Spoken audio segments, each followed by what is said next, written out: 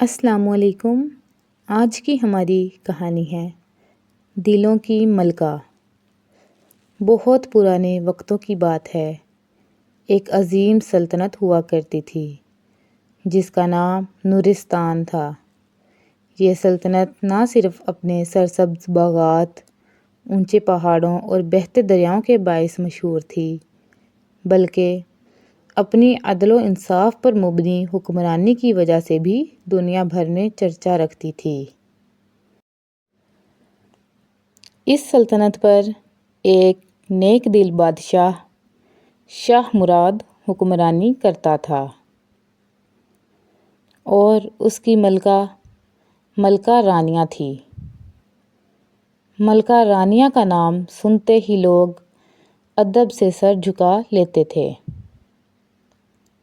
وہ نہ صرف حسن و جمال کی پیکر تھی بلکہ علم و حکمت، عدل و انصاف اور محبت و شفقت کی ایک زندہ مثال تھی۔ اس کی آنکھوں میں روشنی ایسی تھی جیسے اندھیروں میں چراغ جل اٹھے، اور اس کی باتوں میں ایسی نرمی تھی کہ سخت دل پتھر بھی پگھل جائیں۔ رانیہ ایک عام شہزادی نہیں تھی۔ بچپن ہی سے وہ دوسروں سے مختلف نظر آتی تھی۔ جب دوسری شہزادیاں کھیل کود میں وقت گزارتی تھیں، وہ محل کی لائبریری میں جا کر پرانی کتابیں پڑھا کرتی تھی۔ اسے کہانیاں، فلسفہ اور شاعری بہت پسند تھی۔ درباری عالم بھی حیران رہ جاتے تھے کہ ایک کم عمر لڑکی اتنی بڑی بڑی باتیں کیسے سمجھ لیتی ہے۔ رانیہ کے والدین اکثر کہا کرتے تھے، یہ بچی اگر ملکہ بنی تو سلطنت کے نصیب بدل جائیں گے۔ جب رانیہ جوان ہوئی تو اس کی شادی شاہ مراد سے کر دی گئی۔ شادی کے بعد بھی اس نے اپنی شخصیت کو محل کی چار دیواری تک محدود نہ کیا۔ وہ محل سے نکل کر گاؤں، قصبے اور بستیوں میں جاتی، عوام کے حالات دیکھتی، بیماروں کا حال پوچھتی، غریبوں کی مدد کرتی اور یتیم بچوں کے سر پر ہاتھ رکھتی۔ کچھ ہی سالوں میں عوام نے ملکہ کو اپنی ماں کا درجہ دے دیا۔ لوگ اسے ماں رانیہ کہہ کر پکارنے لگے۔ مگر ہر کہانی میں مشکلات بھی آتی ہیں۔ ایک وقت آیا جب نورستان پر دشمن سلطنت نے حملہ کر دیا۔ بادشاہ کو جنگی محاذ پر جانا پڑا۔ محل اور سلطنت کی حفاظت کی ذمہ داری ملکہ پر آن پڑی۔ دشمن نہ صرف طاقتور تھا بلکہ چالاک بھی۔ محل کے اندر کئی غدار چھپے ہوئے تھے جو دشمن کو خبریں پہنچاتے تھے۔ ملکہ کو یہ علم ہوا تو اس نے ایک خفیہ مشیروں کی کونسل بنائی جس میں وہ خود فیصلے کرتی۔ اس کی تدبیر اور ذہانت کے باعث کئی سازشیں ناکام ہو گئیں۔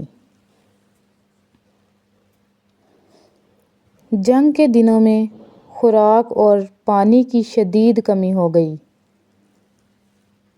لوگ بھوک اور پیاس سے پریشان تھے۔ ملکہ نے اپنے محل کے خزانوں کے دروازے کھول دیے اور کہا، یہ خزانے عوام کی امانت ہیں۔ اگر یہ مشکل وقت میں ان کے کام نہ آئیں تو پھر ان کا فائدہ ہی کیا؟ اس کے حکم پر غلے کے گودام کھول دیے گئے۔ لوگ حیران تھے کہ جہاں اور سلطنتوں میں بادشاہ اور ملکہ اپنی تجوریاں بھرنے میں لگے تھے، وہاں نورستان کی ملکہ اپنی دولت عوام پر نچھاور کر رہی تھی۔ کئی مہینوں کی لڑائی کے بعد ایک دن ایسا آیا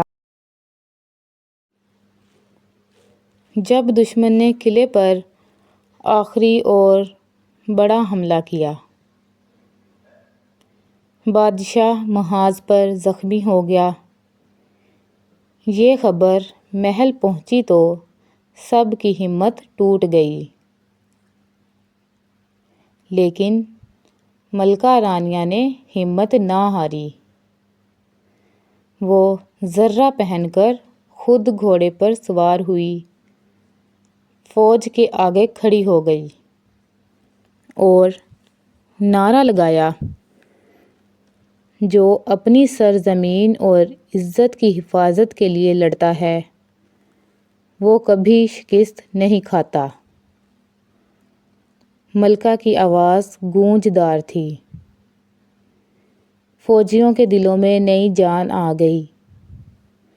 سب نے ملکہ کے ساتھ مل کر دشمن کا مقابلہ کیا اور بالآخر جنگ جیت لی۔ اس دن کے بعد نورستان کی تاریخ بدل گئی۔ عوام نے ملکہ کو اپنی اصل حاکم تسلیم کر لیا۔